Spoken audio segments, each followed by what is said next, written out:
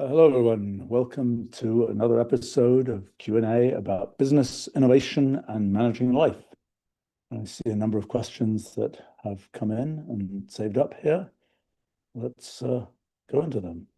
I see a question from Kate here. It's a good question. What are your goals for 2026? That's a good question. I have to admit, I haven't thought about that. I'm always thinking about my kind of goals on a running basis.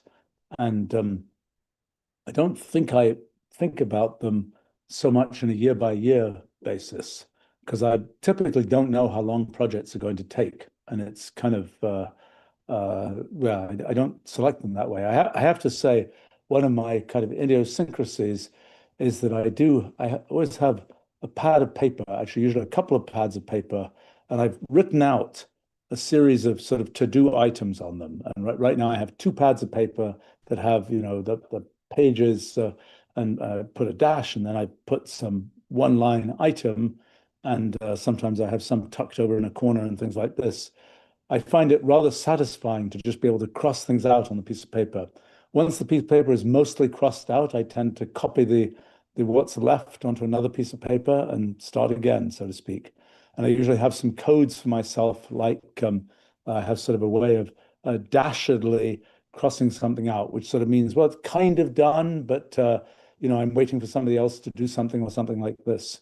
And at any given time, I probably have, I don't know, 20 or 30 items, and they range from usually, I mean, like right now, I think I have two pads of paper, one of which is major projects I'm doing, and the other of which is more immediate things to get done. And sometimes really the major projects get done before some of the things to get done ever get finished. But in terms of, so those are sort of in terms of my personal to-do types of things. Then there are things for our company. And for that, I tend to operate from a global project list, which has a few hundred items on it. I can talk about how that works, perhaps as a slight interest. In terms of my personal activities, I'm a big part of sort of things I do by myself or for myself have to do with things about science and so on, and things I'm writing.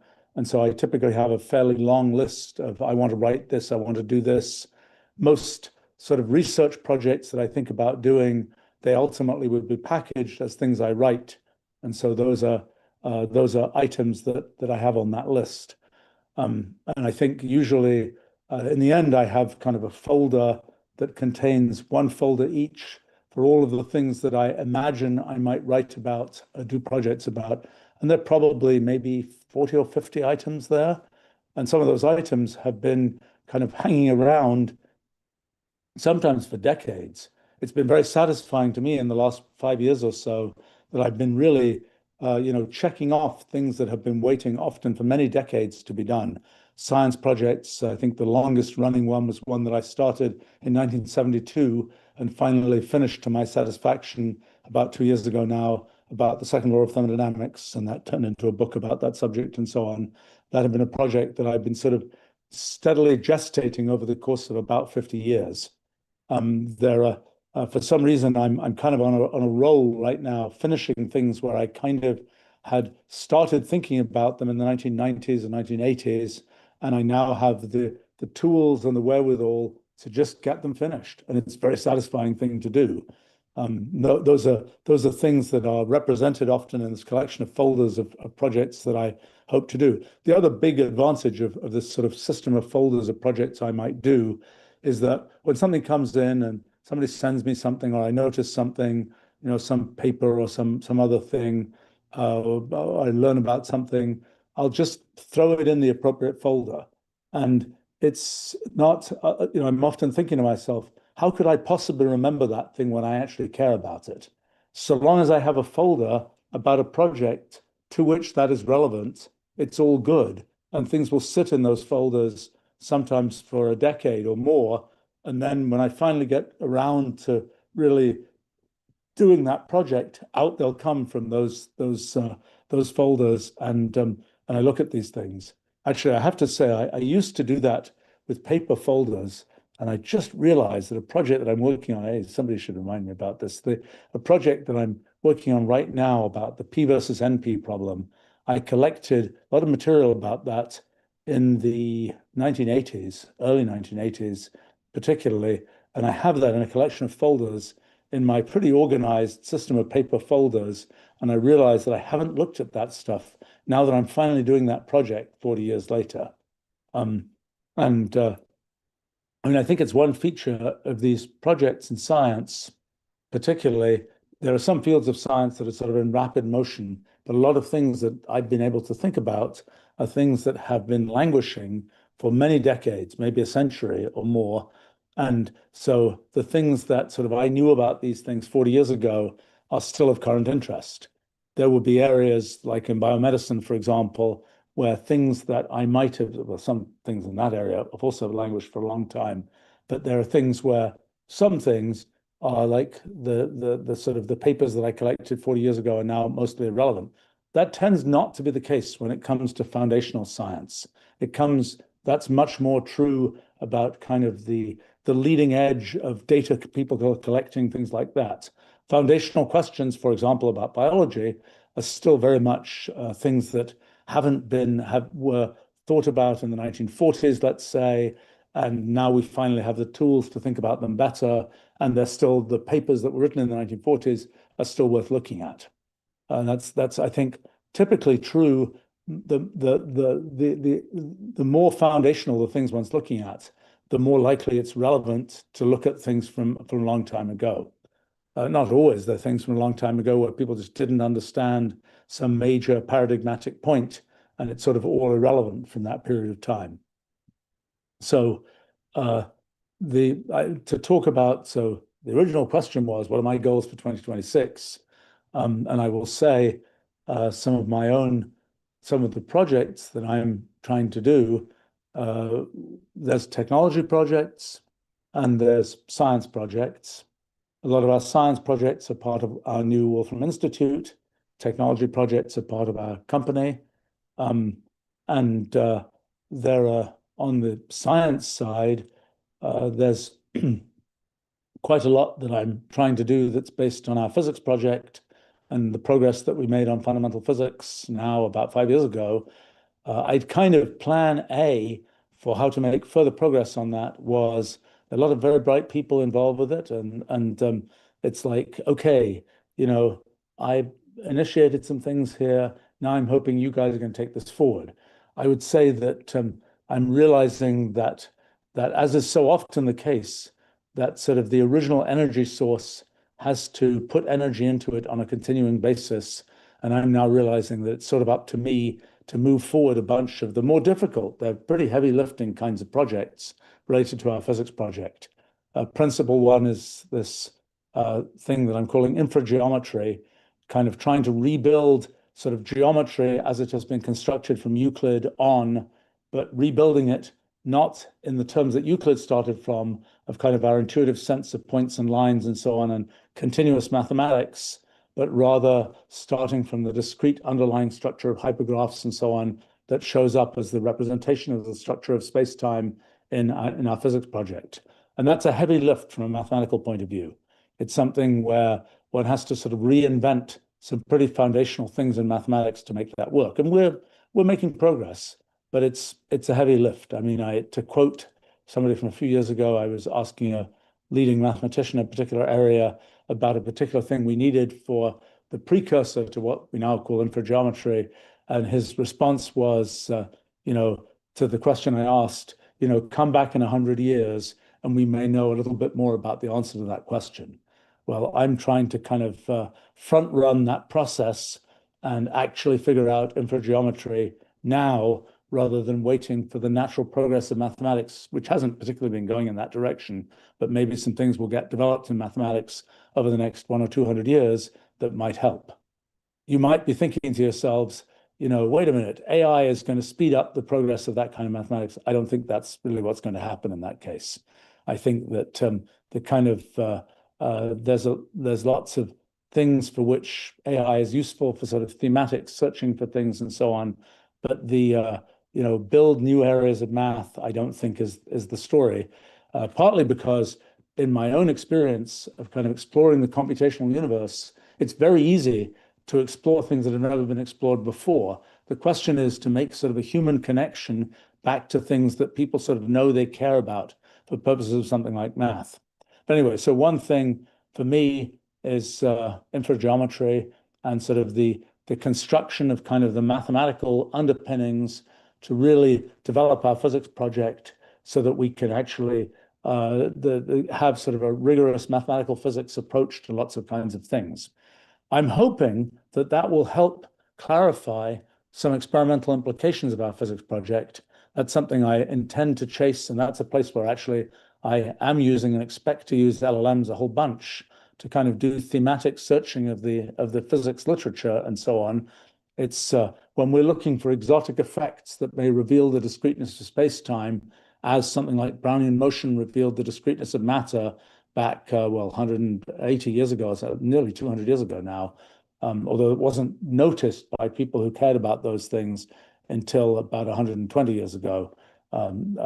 That's sort of a lesson for us now of can one search the literature thematically to find weird effects that people didn't know what they were caused by back then because they didn't have kind of a paradigm for thinking about them.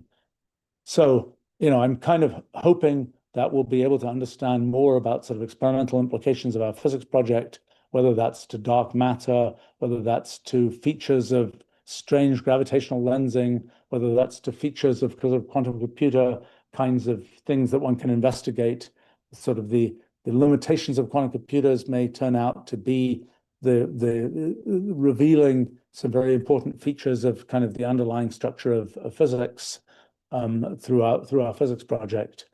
These are things where I really want to kind of figure out these kinds of experimental implications, and I'm hoping that if we're really lucky, there'll be experimental implications where we can say, yeah, actually there was an experiment done in 1982 that addresses that question.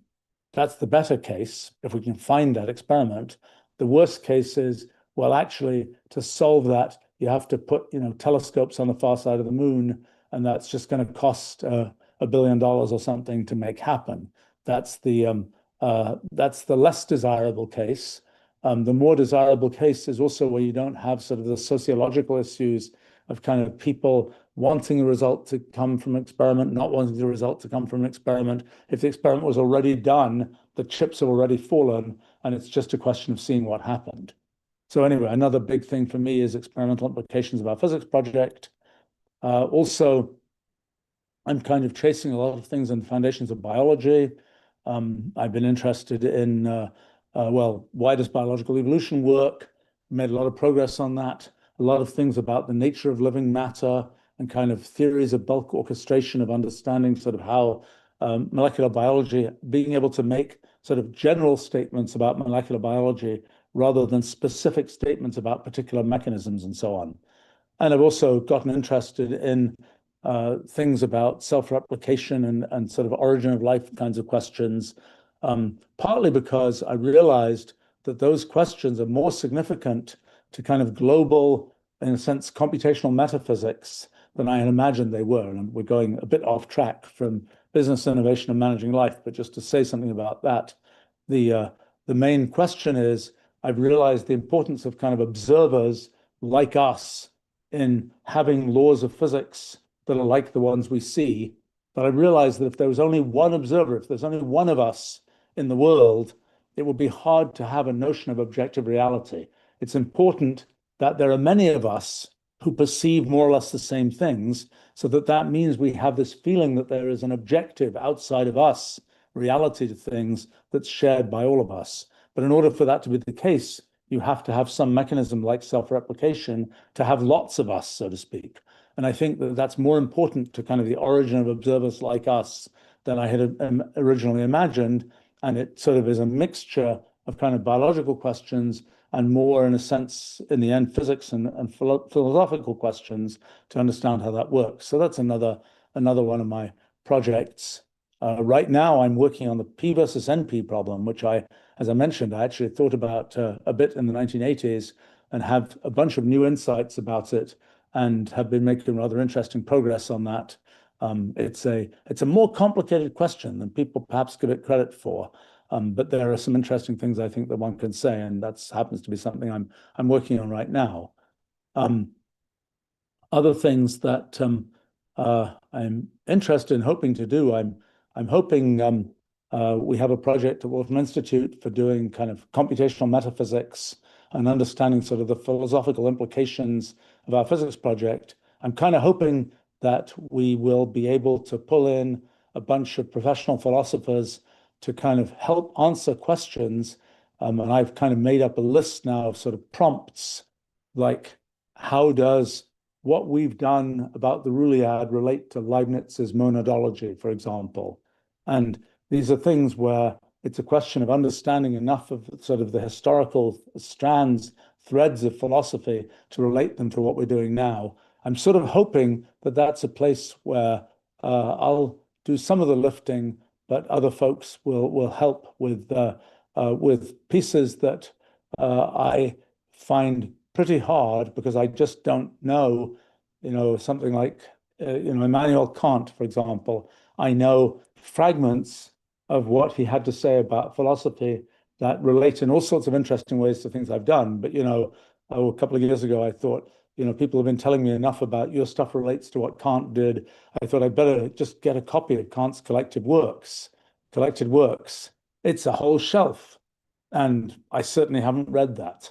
And even reading small fragments of his more famous works, they're very hard to read, I think, for anybody, but particularly for me. And so I'm sort of hoping to get help with that. There are some other things that I'm hoping to do that have to do with this field of Rulliology, studying simple programs and what they do, something I've been interested in for nearly 50 years now. It's something where I really want to develop that field, and whether it's making a Rulliological society to sort of collect efforts in those directions, whether it's making a Rulliological museum of the science and art of what one can do with Rulliology. All of these kinds of things are things that I've been thinking about and hoping to make progress on. There are some other projects that are more of a sort of, I don't know what they are, an educational nature. There's a book that I started a few years ago called Introduction to Computational Thinking that I think is something that is an important thing to provide as kind of a foundational course for college students and so on. I frankly haven't had much time to work on that. And I also was not completely happy with the direction it was going on in and sort of the level of depth that I was ending up getting to. I think I need to find a different level for describing things so that I'm not writing a 2,000-page book there. But that's something I'm hoping I'll have a chance to work on. Also, in terms of those kinds of projects, well, another scientific type area that I'm really hoping I'm finally going to get to is studying kind of economics and social science using the kind of foundational computational methods developed for our physics project. I've been steadily collecting material and knowledge about those kinds of things, and I'm almost ready to actually start making serious models and trying to sort of understand what I think are some of the foundational questions in those kinds of areas. So that's something I'm hoping to get to in the next few months.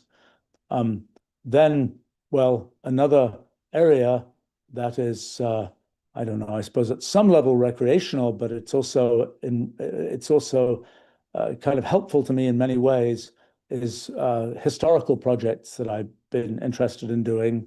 And so one project that's been a bit postponed for the last couple of years is the long history of neural networks.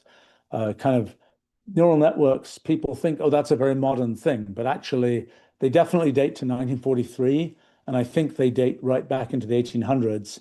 And I've been sort of trying to disentangle how people came to be, have the ideas that they had about neural nets. Part of what got me into that was realizing that I think some of the foundational ways that people approach neural nets aren't the only way you can do it, and probably aren't the best way to do it, particularly when it comes to thinking about whether you're using continuous mathematics or discrete mathematics to study neural nets and so on. Let's see, what other personal projects do I have? My gosh, there are a bunch of things that have to do with well, a very basic one that I maybe will even get done before the new year is I've just got a lot of material that I've collected about a lot of kinds of things. And as I say, some of it is well folded into particular projects I'm doing, but some of it isn't really. And it's been sort of collected in a slightly more random way. And I really want to organize that so I know these are definite projects I'm thinking of doing. I'm going to set this up so I can pay attention to the particular things that are needed. And some of the things where I'm just going to decide that's going in my archive folder and I'm just not going to get to that. And they're actually, well, okay, there's another project that I have that's been postponed for a few years now. I have very extensive personal archives, both during the sort of purely digital era, that really for me, my sort of peak of paper production was around 1984. And after that time, my paper production went progressively down and everything went sort of born digital. But I have about now 500,000 pages of scanned documents from mostly from my life before 1984. And that includes a lot of historically interesting scientific material, correspondence with all sorts of people, things that I did, things that people gave me, and so on. And I've been wanting to expose that as a kind of public archive. Part of what has held me up is the pure mechanics of how you do that.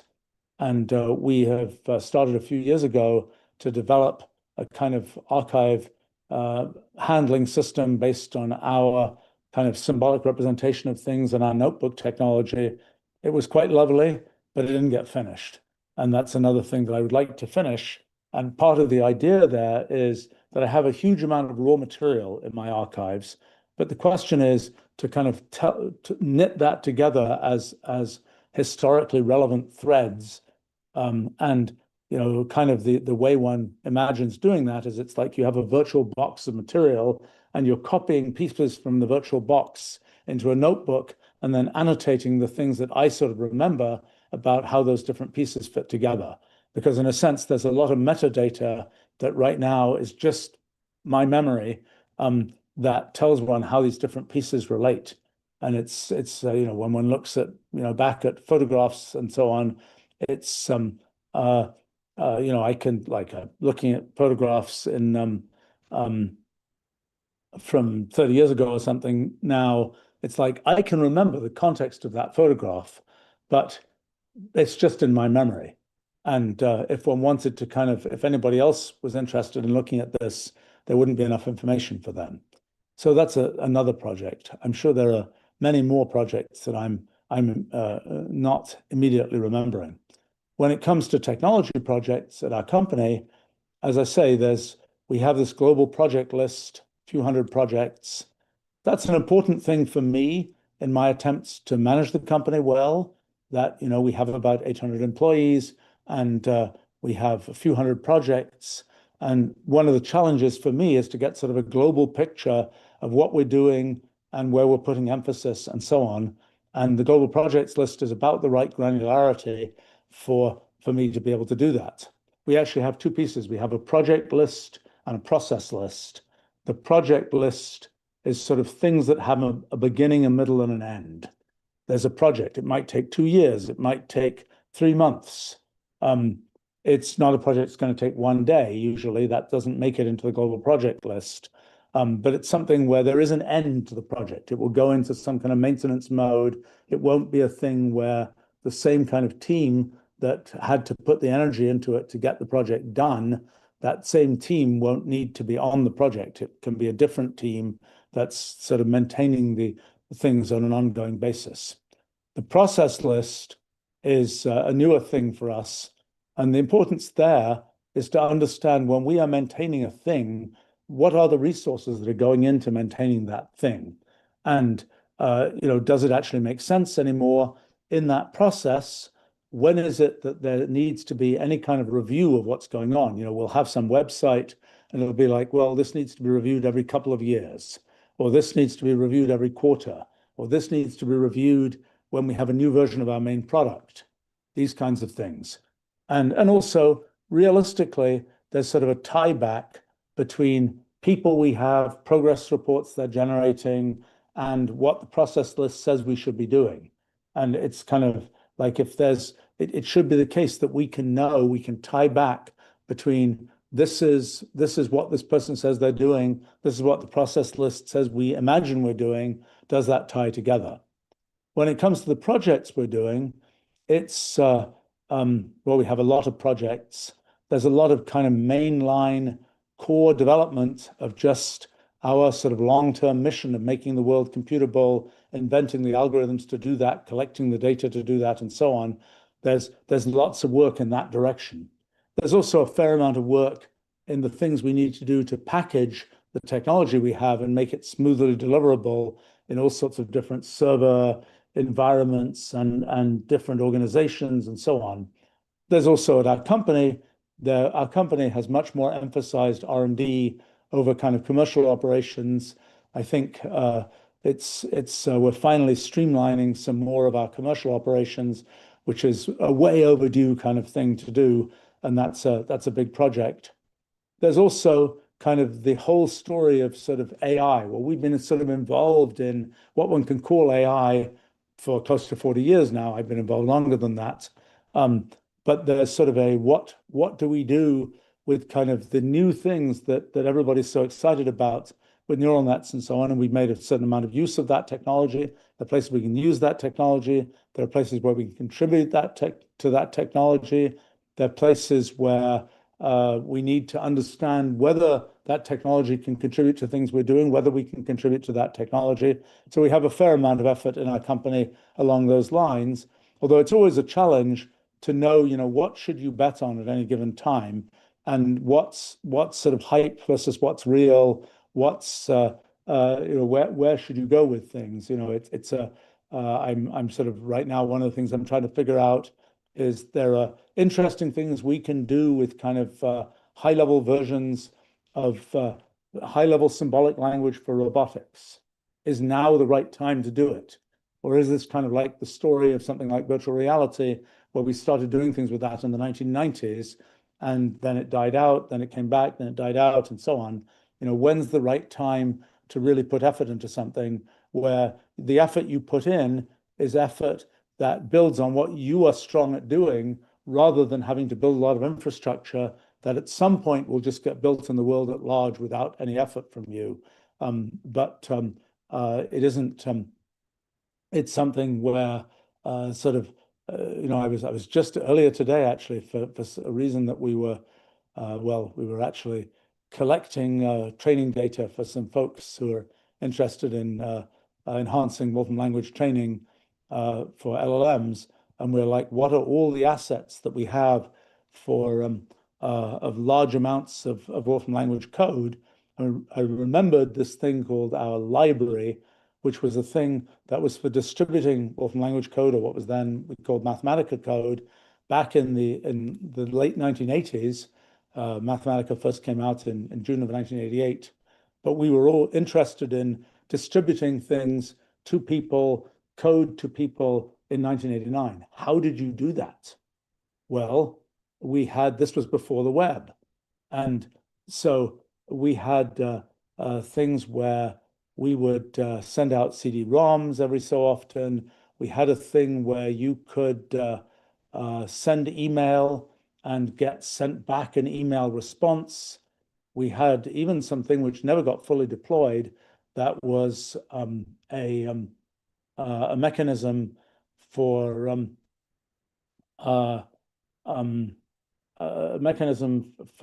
using interactive voice response on phones, where you would call and you would sort of go through menus and things to pick what you wanted, and then something would get sent to you. I'm now a little bit hazy on how that was actually supposed to work. But all of those things, we built a bunch of that stuff. We built the whole mechanism. We had a thing called MathSource, which was a CD-ROM-based distribution mechanism. Of course, all of that could go away once the web arrived and one was able to do things that way. I mean, it's interesting. There are a number of projects I've tried to do in my life or thought about doing in my life, which I didn't do. And sometimes maybe it's a pity. I mean, back in, what was it, 1991, I had this idea of sort of collecting a global email directory of everybody in the world, more or less. And part of the way you could do that at that time was you could use when you could see computers that were exposed to the internet. You could do things. You could use the finger demon to actually see who are the people logged in on that computer. So you would start generating lists of names and so on. And I kind of had this idea that that would be an interesting thing to do. I had some young person sort of assigned to work on it. They didn't do a great job, and the project never happened. I suppose it might have turned into an early version of LinkedIn had it actually happened, but it didn't happen. And I myself was kind of busy at that time, diving into my big science project that became my book, A New Kind of Science. And so I wasn't really emphasizing that. Actually, it reminds me of two other projects. There was another project, this must have been 92 or 93. I had a thing, I called it the information exchange. And the idea was it was a way of kind of exchanging kind of computable paper-like material, essentially what we would now call computational essays. I mean, we had our notebook technology that we developed in 1987, and this was kind of a streamlined way of exchanging those kinds of things. A little bit different from kind of the archive project of my friend Paul Ginsberg, and that had already existed at that time, but this was something where it was sort of exchanging computable kinds of things and providing, I suppose, a more organized version of the web, which was, I guess the web was sort of emerging at that time, but hadn't fully emerged by then. And there are lots of these projects. Well, not lots. There are a small number of these projects that have been left by the wayside. Another one was a project, this must have been in, when was this? 2010 kind of time frame, 2011. It was a project. It was, well, its internal code name was KNOW-net, K-N-O-W, net. And it was intended to be a kind of a LinkedIn-like thing for science and other kinds of research type people, of sort of how you get your kind of personal homepage on the web with kind of a standardized way of having all of your kind of publications and things like that. Again, a project. I sound like I'm kind of complaining, and I am to some extent, because that was another project that was delegated to a group of people, and they didn't do a good job, and it didn't get done. What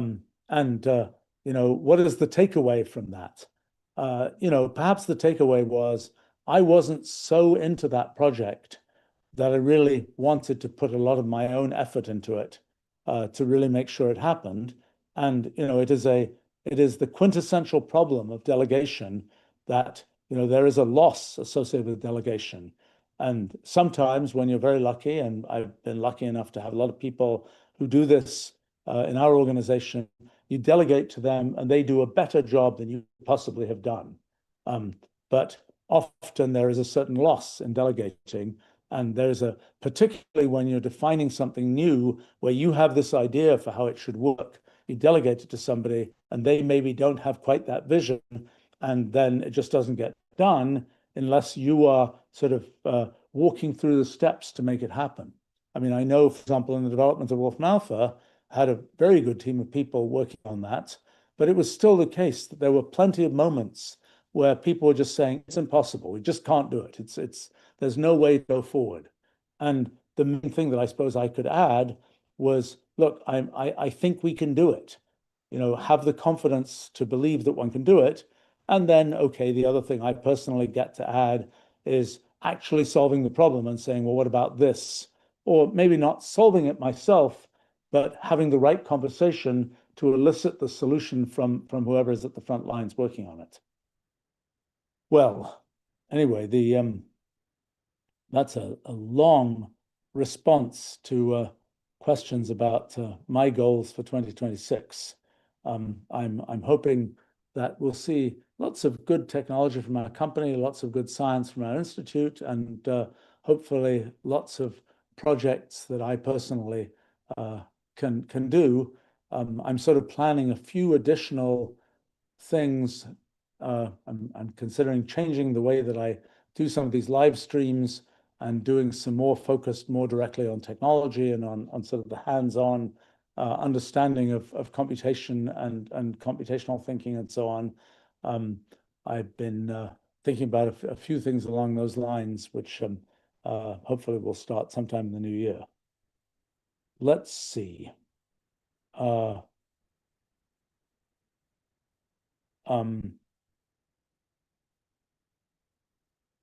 gosh. Um,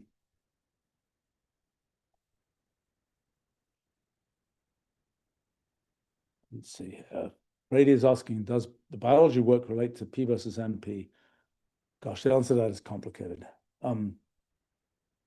pH talks about MCSP, which I have never heard about. Don't know what that is, so I have to look that up. Oh, maybe it's I would guess CSP might be communicated sequential programs, but I don't know.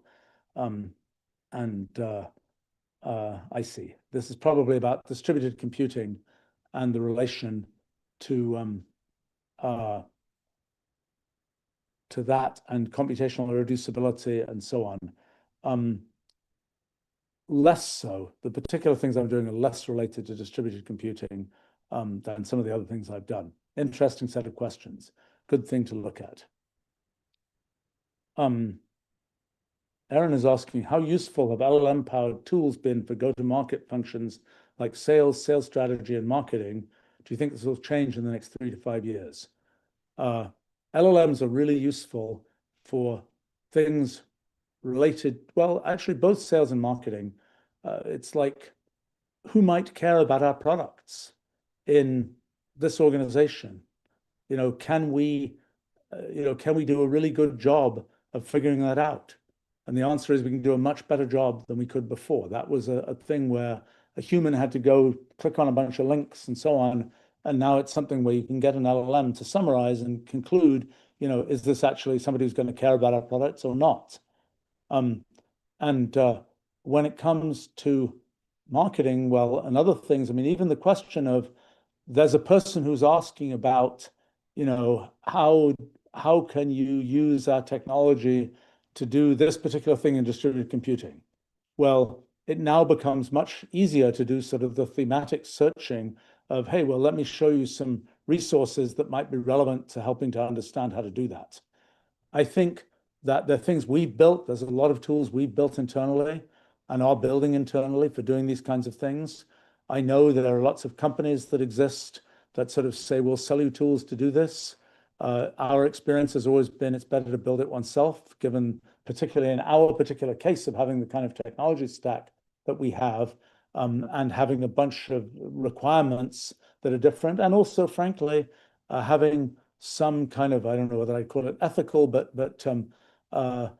things about what are we going to do with people's data? What are we actually going to do? How are we going to not have this be kind of pooled with a bunch of other data in somebody's cloud server somewhere? I mean, I've kind of taken the very strong point of view that we shouldn't do things that we would be embarrassed to have done at some point in the future with respect to how we handle kind of interacting with customers and so on. I'm not sure that all of those good things that we've done over the years, they have no doubt cost us a lot, but I feel like they're the right thing to do. And it's how we like to do these things. I think that there's a so I would fully expect the question of sort of identifying who are relevant customers, what will they care about? Those are things where I think LLMs can be quite useful, and whether you build those things yourselves or whether you buy prepackaged solutions, I think there's probably a fair amount of snake oil in some of the solutions that already exist for that. But that's surely a useful direction. I think in terms of um, strategy, well, we've been very data intensive for a long time, and it's always useful to, is there a way that you can get the LLM to sort of uh, explain trends to you, be able to look things up and understand things? We haven't tried doing that, I think, in any serious way. But for example, you could certainly imagine the LLM producing kind of an essay based on your terabyte of web analytics, being able to try and digest from that something that is a humanly useful conclusion, possibly without you having to define the questions, just because it's like, well, it knows because it's seen a lot of other kind of people ask such marketing type questions and a lot of other material on the web about that, that maybe kind of the conventional wisdom it will be able to apply for you without you having to think through that conventional wisdom yourself. I think we haven't done as much on that as we might do, but that's another kind of thing. I mean, I think, other types of places where sort of what is the normal and customary way that people do some particular kind of thing. That's useful when you're thinking about pricing, when you're thinking about nomenclature for, are we going to describe this as a such and such option or whatever? It's like, well, what do other people say? And LLMs can be useful in kind of giving a thematic picture of what is the typical way that that's described. That's another thing I've found useful. Let's see. The question here, from Aaron, what recent developments in your personal analytics efforts have been most interesting or surprising? Which practices or trends have shown the greatest longevity?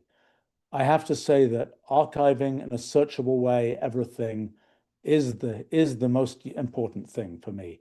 I mean, the fact that I have all my archives of email and scanned documents and so on, and the fact that, whenever I get a piece of email from the outside world, into my email thread, into the email queue, comes a few seconds later a piece of mail that sort of shows all the hits for that person in my past archives. That's really useful. It's kind of like, have I heard from this person before? Do I know who this is? Oh, yes, this person, I'd interacted with them a bunch in 2010 and I sort of vaguely remember, but I don't really remember. But here's the information on that. That's been, I mean, I use that so many times every day to just sort of enhance my memory.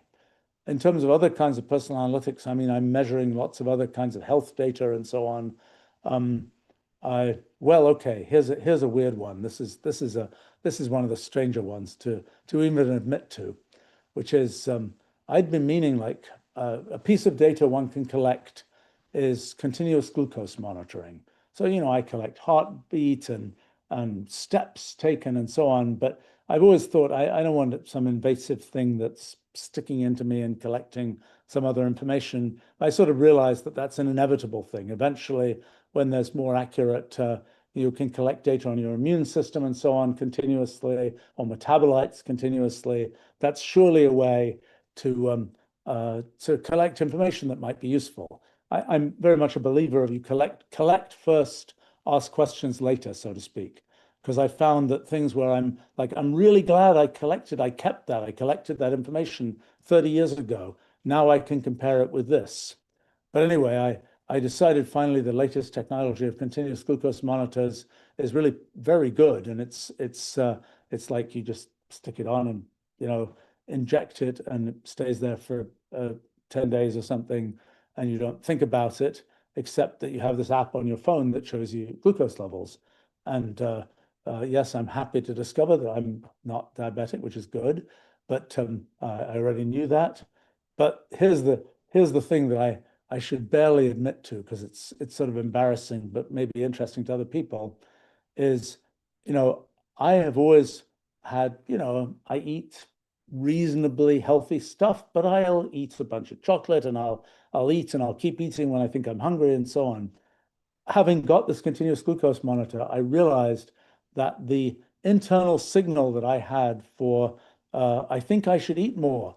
I'm, you know, my I'm in a state where my body needs more food, that I had that signal wrong.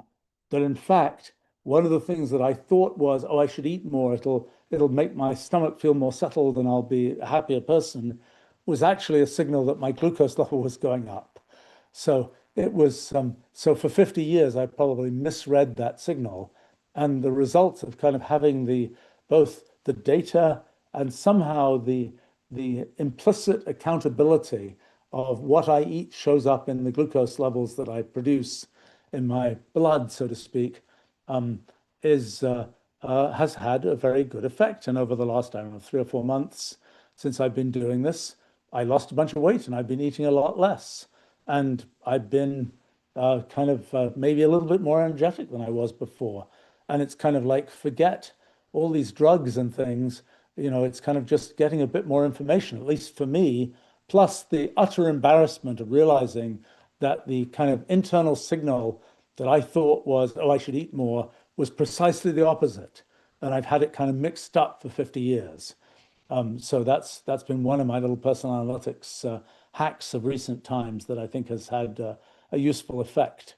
Other kinds of things. I mean, I find it, another thing that I find useful is the email that I get sent back every day that says how many keystrokes I typed, how many steps I walked, and so on.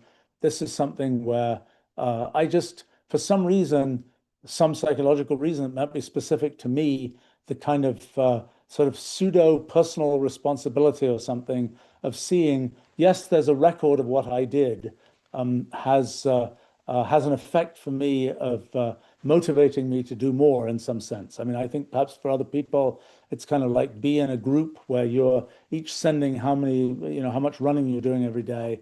I'm less into that than I am in kind of getting personal feedback about that.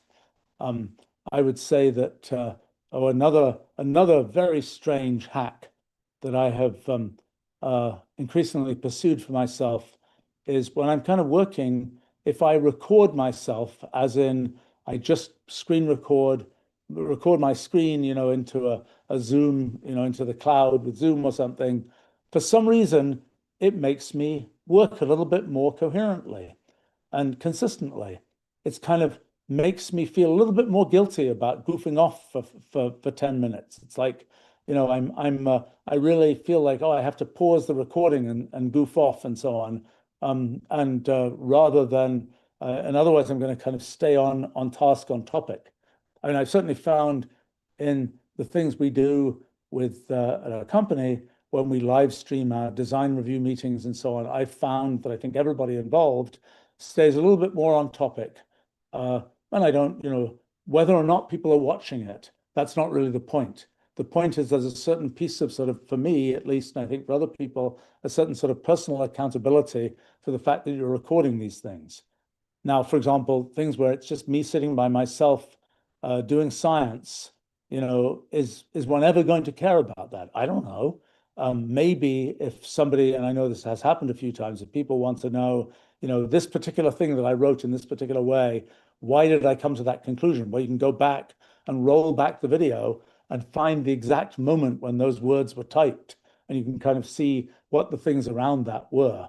And perhaps for myself, I could do that. I haven't done that. I'm trying to remember. I've probably done that a few times, but it's not a common thing. But this kind of, add accountability to oneself by the fact that one's recording everything somehow, I think is one thing I've learnt in recent years, I suppose. Let's see, what other things am I doing in terms of personal analytics? That's all the things I can think of right now. Let's see.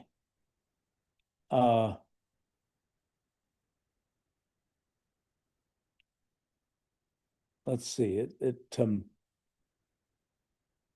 Lots of questions here. John asks, do you have any interest in starting new companies in the future? Well, I'm starting a bunch of new things. I mean, we just started our Wolfram Institute, which happens to be a nonprofit company. We're actually in the process of starting a company related to our efforts in AI and education. And hey, if you know any energetic entrepreneurs, send them our way. Um, but that's the thing where I'm sort of hoping that I'm not the energy source. I might be a little bit of the wisdom source for that effort. But hopefully I don't have to be the energy source for that effort. I think um, uh, the thing that um, uh, in terms of, if I had something where I thought that, well, let me say the following. The company, and it's really a cluster of companies that we have. It's a feature of having private companies that it ends up being sort of a cluster of different companies in different countries and different particular sort of applications and so on, but they're all part of one group of companies. Um, and the fact is, most things that I imagine doing technologically fit in those companies. And so most things that I imagine doing, we already have the infrastructure in those companies and the resources and so on. And so, I tend to do things which fit into those companies, and those companies fit the things that I want to do. Now, that is occasionally there are exceptions, like, for example, this AI education effort that has to do with AI-based tutoring for courses and so on. It's really, the market is somewhat different from our current market, and the kind of the rhythm of that company is somewhat different. I mean, that company, uh, if it goes the way it's supposed to go, will be a company that kind of soaks in a fair amount of investment money and does a bunch of things that we wouldn't do at the speed that it will do them from our main company. Our main company, private company, doesn't have outside investors. It's not something where we get to sort of immediately switch on. We spend a very large amount of money building this whole structure. Our education effort is one where we are planning to go that route. I have some misgivings about that, I have to say, because my very first company that I started in 1981 was a venture capital funded company, and that wasn't its best feature by a long shot. That was a feature that kind of derailed it, I suppose, from at least the things I thought it could have done, and ended up doing different things instead that were much less interesting to me. And I have to say, even though I have many friends who are in the venture capital business, it's a hard business, very hard business. I think I haven't been a client, so to speak, for that in a super long time, and so I have some misgivings about that now. As I'm sure, if I was CEOing our education company, I would have misgivings if I were the venture capitalist who was funding it, because I would say this person isn't going to go, the 200% distance on this thing. They have too many other things going on in their lives, and they would be right about that. And that's why, you have to have people with real focus, kind of sort of on these kinds of things. And so, as I say, for me, most of the things I want to do fit in the matrix that I've already created with our sort of group of companies. And there are rare cases where it's something sort of spinning out from that. And I think that's a thing that really has to be under somebody else's leadership, because I've got enough things that I'm doing. And while I might be the chairperson of one of these companies, I'm not going to be its CEO. I mean, we've had a number of initiatives over the years. We have just a great collection of things that can and should be spun off as separate companies from our company. But frankly, we've had a lack of entrepreneurial energy to make those things happen. And when was it? 15 years ago now, 10 years ago, 15 years ago. We were about to kind of create a fund to be able to spin off companies from our company, but the person who was going to lead that effort kind of bailed out at the last minute. And I was like, I'm not going to do this. So drop it on the floor, which is always a difficult thing. I mean, I have to say, when you get a project, and there's something, I mentioned a number of projects which I haven't done over the years, and often haven't done them because there was somebody else who was, quote, supposed to do them, and for some reason or another, they didn't get them done. And the question then is, do you dive in and save it, or do you let it drop on the floor? And I have to say that my increasing tendency for me personally has been just drop it on the floor, because it's one of these things where if one had the energy from the start to really push it, I would be the person leading it. And if I'm not leading it, it's kind of a sign that it isn't something I was top of my list to do. And if I get into the situation of saving somebody else's project, I'm like going to be growling all the way, and it's not a thing that I want to do. There's a question here from Ollie. Is there but by the way, but back to John's question about interest in starting new companies. As I say, most of the things that I'll do fit into our existing company. There's an interesting question of whether folks of my stage of life are kind of in the, oh, you should start a new company. I'm still feeling pretty energetic, I'm happy to say. Perhaps even actually more energetic than I felt in past years, which is nice. Long may it continue. I certainly feel like I have the energy to do things like start new companies, but that for me is channeled into starting new projects. They don't need new companies, so to speak. But if I had a more sort of a clean slate in terms of the things I was already doing, then yes, they would be new companies. But one thing to explain is when you start a new company from scratch, there's all this infrastructure you have to build, all this cultural stuff you have to develop in your company. I'm noticing this with our institute. It's kind of funny for me because, I've been used to running a company with hundreds of people in it for more than half my life now. And now we have this institute, which has started off with a very small number of people. And I'm kind of laughing at myself because there are things where it's like I'm just kind of imagining or saying to people, oh, yeah, let's just do that.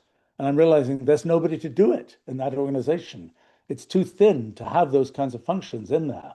It kind of reminds me when we hire people at our company who've been used to working for companies with 100,000 employees, then they come to our company with only 800 employees, and the thickness of the systems that we have is much, much thinner than the thickness of systems that exists in a 100,000 person company. And so it's kind of like, oh, but somebody else will do that. Well, no, they won't. Not in our company. That's for you, the person, to actually do. There's sort of an interesting trade-off of what's the stuff that is best to have people do it themselves versus stuff that is best to delegate. I've noticed that, for example, when people come to work at our company and they've been working in academia, let's say, they come to our company if they're R&D people, and they're like amazed that all the stuff to do with systems and computers and so on, there's like a whole team that just deals with that. It's not something the person themselves has to deal with. But then there are other things like, I don't know, let's say you're writing code and there's documentation to write. No, there isn't a team of independent technical writers who are going to pick up the scraps from what you did and write about it, because I've found that's not an efficient thing to do. Much better to have the person who really understands what they created write about how that works than to kind of delegate it on to a technical writing team. And so, there are, for our company at least, the set point of what do the principals, so to speak, do themselves versus what gets delegated to another group. We've tried to hone that over the years. And certainly there are plenty of things where I say, look, I'm just going to do this myself. And that includes things where it might seem like very much you can't be serious that the CEO is actually going to do that, like writing some sentence on a website or debugging some problem that people have not been able to debug. But the truth is it's vastly more efficient and more useful for sort of mentoring and educating other people about what to do the next time if I just dive in and do it, rather than saying, hey, you guys should be doing it, it's delegated to you, just make it happen. I've been explaining that, there are cases where it has been sort of I'm just delegating it, and then one doesn't say, if it's something which is a spin-off kind of thing that isn't a core critical path kind of thing, if the delegation doesn't work, it doesn't work, and you have to drop the thing on the floor. In any case, I think the main point I was trying to make there is it's a complicated question. At what point in your life do you even think about starting companies? I mean, there are people who, sometimes I deal with a lot of startup companies, and I sort of one of my hobbies in a sense is advising startup companies, and I found that very interesting, and I think it's very satisfying when you can give sort of a small piece of advice and that turns into a big win, so to speak. Um, but they're definitely you can tell, and sometimes my advice to startups has been, this is the wrong time of life for you to do this startup. You just shouldn't do it. Which might sound like one of those very negative things, but I think there are times in people's lives where people have been like, oh, I should be doing something. Why don't I do a startup? But their heart just isn't in it, and it's not going to work. And they will be much better off just defining something different that they want to do and not just thinking, oh, because I did a startup before, I should do a startup again. And there are people where there's just too much, there's too much else, too many other constraints in their lives. There's too much, oh, I've got to pay for the this and the that. I can't have no salary for a while, these kinds of things, where it just doesn't make sense. It's going to cause sort of, there's going to be too much kind of stress caused by the other things pulling from other parts of somebody's life. They're not going to be able to concentrate properly. And starting companies and having them succeed is a lot of work. It's I think that the kind of the effort of making a new thing happen, going from nothing to something, you get, for somebody like me, I've gone from sort of nothing to something many, many, many times in my life. I know what the sort of rhythm of doing that is, but every time there's a big push you have to make. It just doesn't work if you say, hey, I know exactly what to do. I just press the buttons and everything will happen. Never works that way. I mean, I'm one of these people who maintains a high degree of internal optimism. So I never think about, oh my gosh, this is going to be such a huge amount of work. Do I really want to get into this? I'm like, I know how to do this. I can get it done. I don't really think that hard about, it's going to be a lot of work. I'm going to have to push very hard. I mean, sometimes when I'm trying to assess, should I do this project or not? I do think about that. But when it gets into doing it, it's just like, I'm going to do this. Whatever it takes, I'm going to do it. And I think that's part of, if you're in that mindset, whatever it takes, I'm going to do it. Then you're kind of in the time to start it, time to think about starting a company.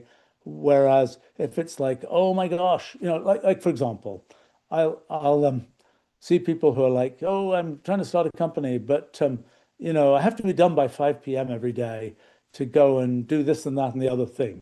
And it's like, then you shouldn't be starting a company. That's not the mindset. It's not the level of focus and energy that one needs to do that. Because it is something that it's a difficult, almost reptilian level thing that one has to do to really push, push, push to make something new happen. And it's not for everybody, and it's not for everybody at every stage of life. I've been lucky enough that for much of my life, I've been sort of in a state where I feel like I can push to get new things to happen. And it helps that a lot of new things I have pushed to have happen in the past have worked out well. But one of the things for me is, and for everybody, I think, if you say, oh, I got this one is easy, that's the one you're going to fail on. For me at least, and I think for other people, I've seen this many, many times. It's kind of like it has to be the case that the next thing you do is a reach, or at least you feel it's a reach. If it's too easy, you're just not going to have the emotional commitment to it to really make it work. I think that's my impression at least. Let's see. Um, Ollie asks, is there a business opportunity in managing archiving for people and businesses? Absolutely. What exists right now is pretty often very low tech and kind of crummy, and for organizations and libraries and sort of professional archives and so on, very expensive and so on. There absolutely is. If anybody wants to try and start a company based on the archiving technology that we have, I'm all for it. It's kind of a mixture of technology and services, because you end up having to do things like, you come in somewhere and it's like, we've got 100 bankers boxes of material. what are we going to do with this? Well, it's got to be scanned. You've got to organize the scanning of it. You've got to figure out how do you get sort of metadata set up and so on. And that's one side of it, but you have to have the base technology. We more or less have the base technology. It should be packaged better and so on. And then there's the question of how do you present it? If it's an archive that's going to be a public archive available on the web, how do you set that up? If you're going to have permission structures, how do you set that up? I mean, a not uncommon thing to want to do for personal archives is to say, I'm putting this stuff out there. I only want it to open up for the world 100 years after I'm dead, or something like this. Or I only want it to open up for the world. I only want it to be visible to, my kids at this time, or I only want it to be visible to these people at this time, or this is the condition and so on for that to happen. There's a certain amount of sort of rather interesting computational contract, computational law kinds of things, and the pure technology of permissioning that you need to solve for those types of things. But all of this is absolutely doable. And I think people would find it really quite useful to have these capabilities. I mean, I've been involved in a few efforts to provide this kind of technology that other people have done. I think there's a great opportunity to do this in a nice streamlined way. And by the way, in modern times, sort of my concept of it is we built a bunch of the core technology, but then there are modules. Once you have the core storage technology, then there are modules like, read my documents and put them in a timeline. Figure out, how these documents are threaded together.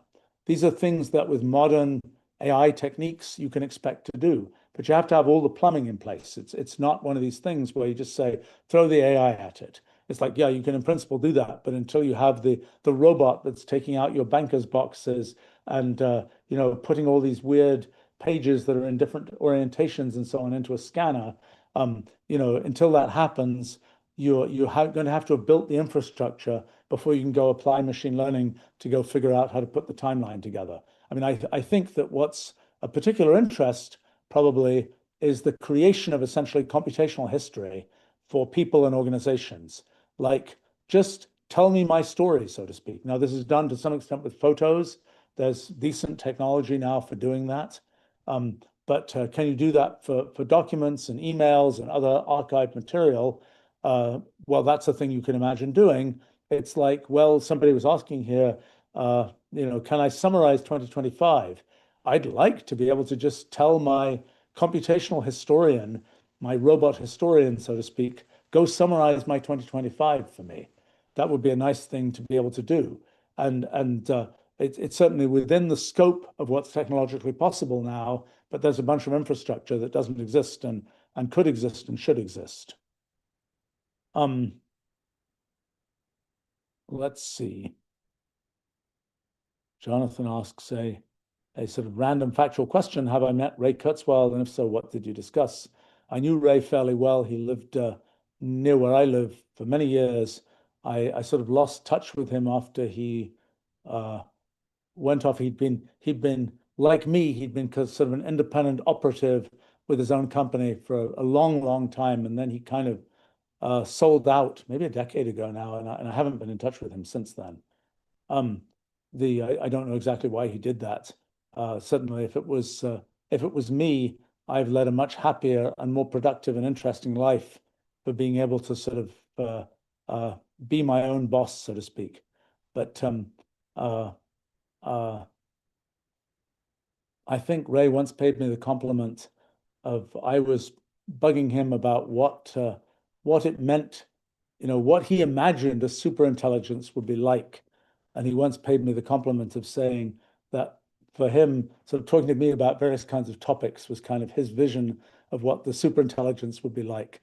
I think that was perhaps an easy way out of the real question, but it was sort of an amusing and amusing compliment, I suppose. Let's see. The question from John here about how do you stay intellectually curious over decades?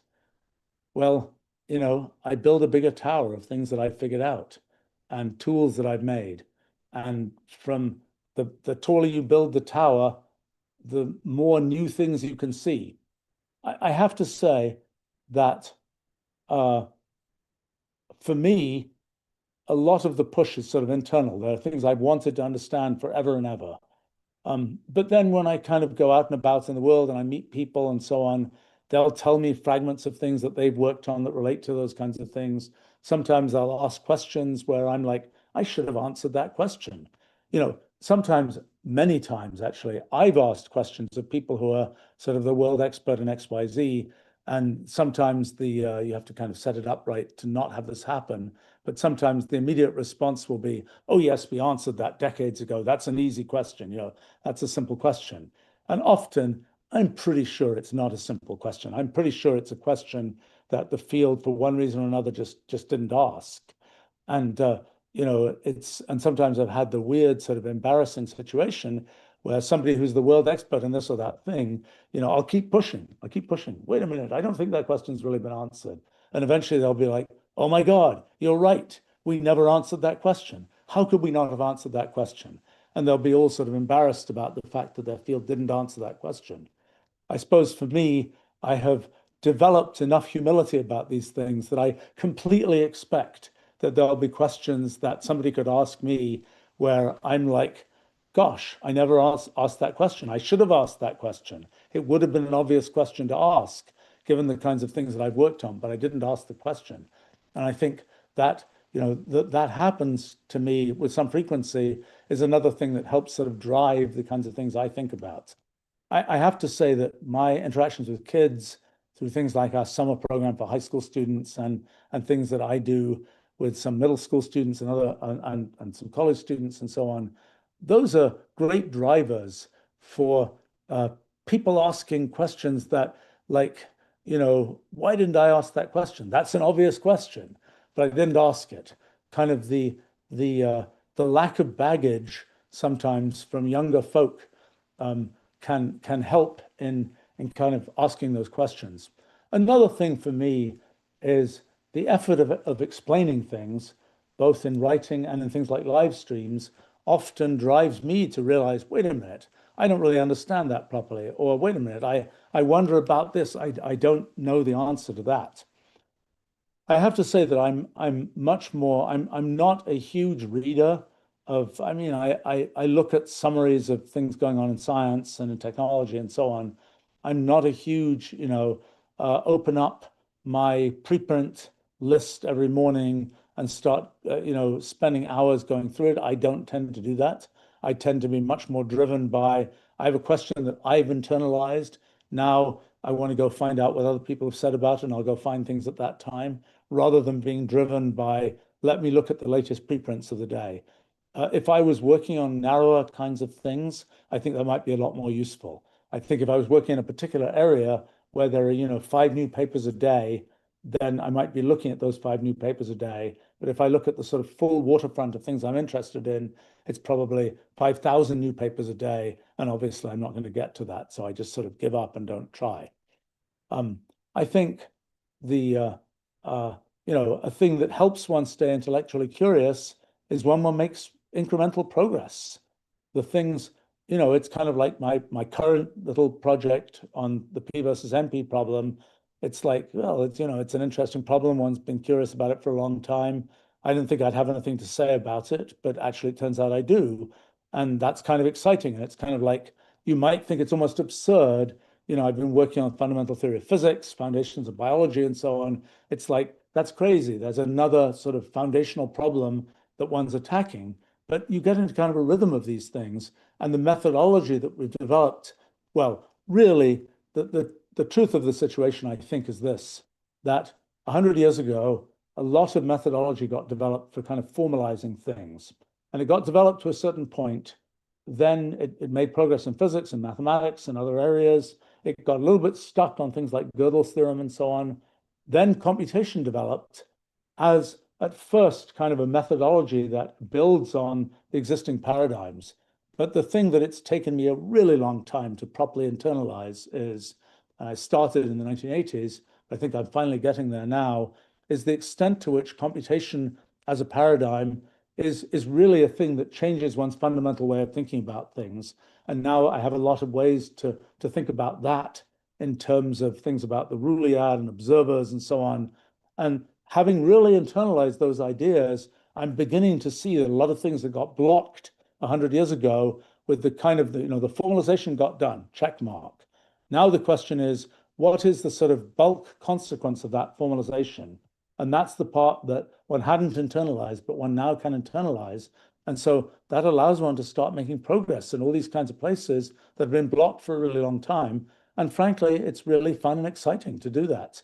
And so that's a big driver for sort of maintaining one's intellectual curiosity. It's like, look, I can actually do something here.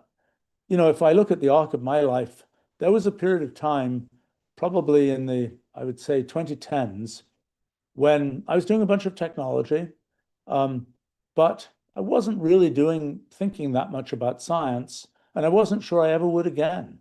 And then in 2019, well, 2018 actually, made some progress on a physics project that I've been sort of thinking about as background thing. In 2019, a couple of young physicists sort of told me, you got to work on this physics project and we'll help you with it type thing. And that really got me kind of energized to do that. And I've been kind of on a roll since then. So I would say that sort of for me, I would like to have said I had sort of a continuous level of energy through all that time. I don't think I really did. I think it was a thing where something opened up, sort of a methodology and so on opened up, and that sort of re-energized me in a rather major way in the science direction. I think that so it's a few thoughts about maintaining intellectual curiosity. I mean, I think that different people have different things that kind of float one's boat. To me, I'm just interested in figuring stuff out. I find it very aesthetically pleasing to see how a lot of these ideas fit together. It's really kind of exciting. I have to say, if you watched me actually doing things and making little discoveries and so on, I think it would almost be disappointing how unenthused I might seem, in the sense that I'm so used to kind of making little incremental discoveries, which sometimes aggregate into bigger discoveries, that I'm like, yeah, that's cool. But it's not like, big celebration and so on every time that happens. And I'm kind of like, oh, yeah, okay, I got that thing done. Right. Okay, we're done. That's wrapped. 2 hours later, I'm starting on something new.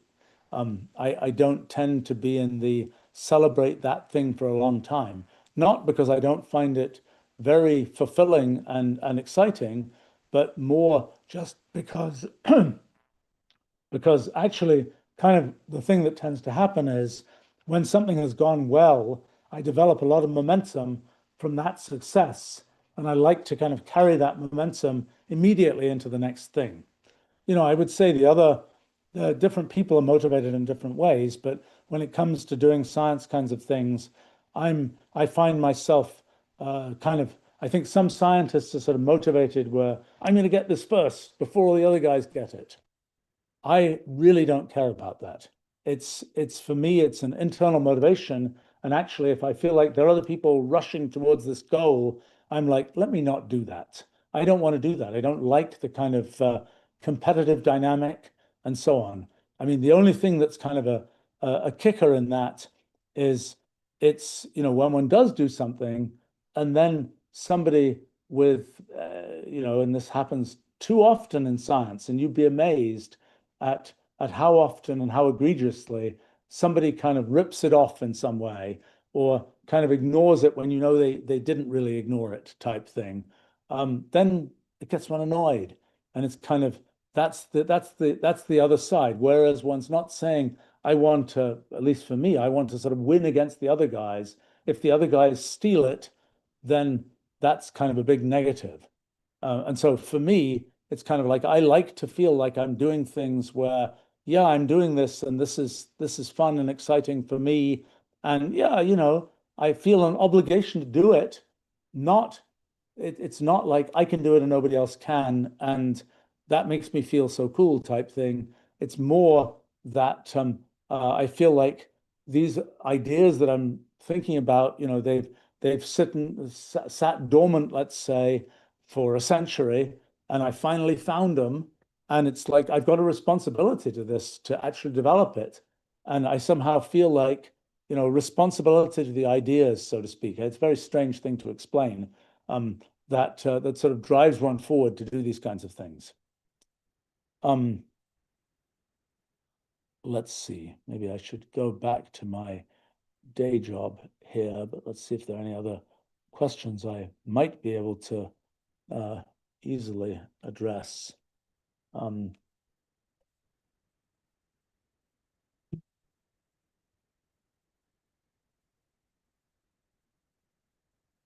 uh, let's see. Bunsen comments, asks, does Stephen think he has mellowed a bit as he has aged? He says, and now I'm curious who's saying it. I spoke to him a couple of times on the phone when he had moved from California to Illinois because we had a mutual friend. He was so high energy back then, but now he is much more avuncular and approachable. I think that's just because my hair fell out and the rest of it went gray. I think that's maybe the only avuncular aspect of the whole story. But no, I mean, people say that it's always hard to tell for oneself.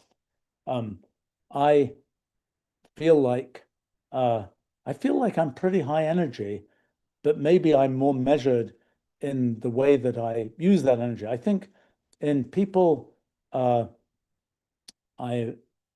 I've actually recently ended up reconnecting with people I knew like 50 years ago.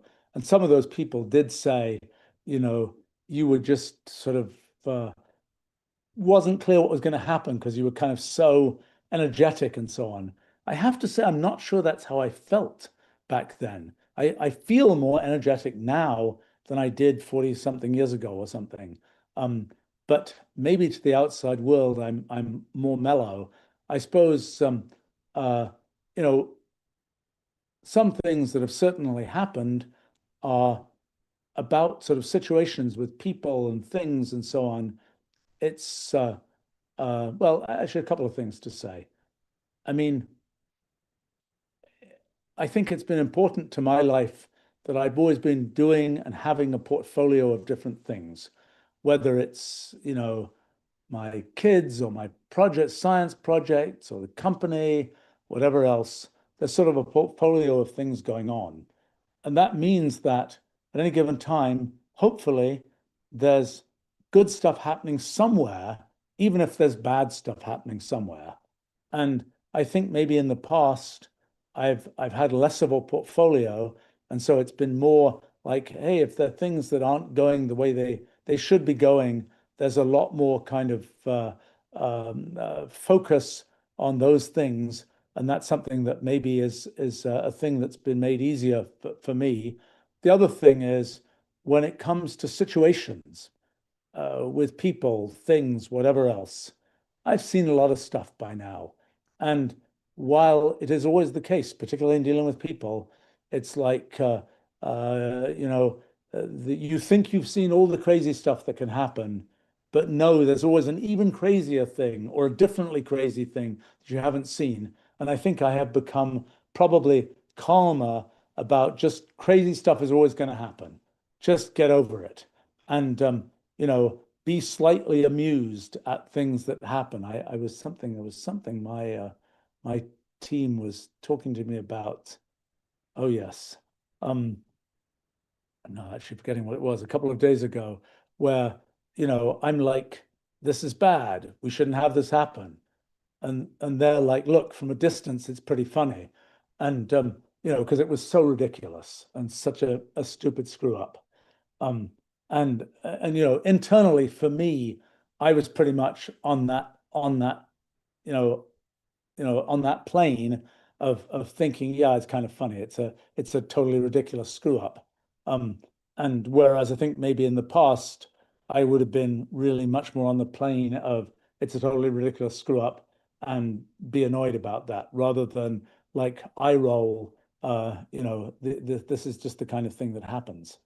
I think uh, uh, about approachability, I have found uh, it's a funny thing because the long ago, well, okay, uh, one of the things that has been a real benefit in my life is I've interacted with a lot of different kinds of people, whether it's people you randomly run into somewhere you sit next to on some random thing or whatever else, or whether it's people who are do very different kinds of things than you do, or their kids, or whatever else. For me, it's been a real benefit to my life that uh, I uh, I have sort of had the experience of interacting with a very broad range of people, and I think that certainly I like to believe that I can at this point sort of have an interesting conversation with almost anyone.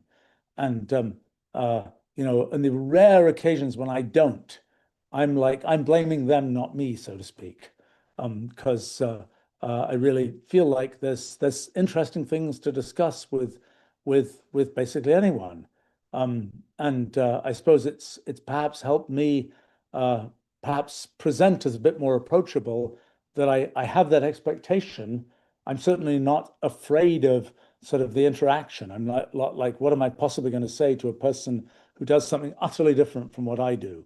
Um, and maybe does something that, I'm not ideologically particularly aligned with, but I have learnt, I'm much more kind of, I really don't, that's not a thing that I'm going to set myself. Oh, I can't talk to this person because I think they don't agree with some aspect of some ideology that I have. I'm prepared to talk to them. I might not do business with them or something like that, but to have the interaction is worth doing. It's worth understanding, really worth understanding. People who have just vastly different points of view than you do about certain kinds of things. It's always interesting to talk to them. If they won't talk to you because they say you're evil because you are, selling software and I only believe in giving software away, or whatever it is, then it's a hopeless conversation. Uh, and sometimes that happens, but it's, I do believe it's very enriching to one to talk to people who have vastly different points of view, and to try to understand their point of view with some level of sort of humility about the fact that, well, one might be wrong, or at least one might be, have set it up the way one has set it up, because that's the pattern of one's own life. But somebody else could have a very different pattern of their life, and something quite different could make sense for them. I will say that I think I like to think that I've always been fairly sort of approachable and civilized with people.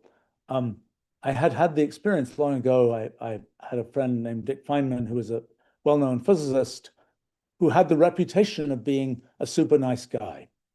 And this caused him so much trouble because he would run into people and he was a regular guy.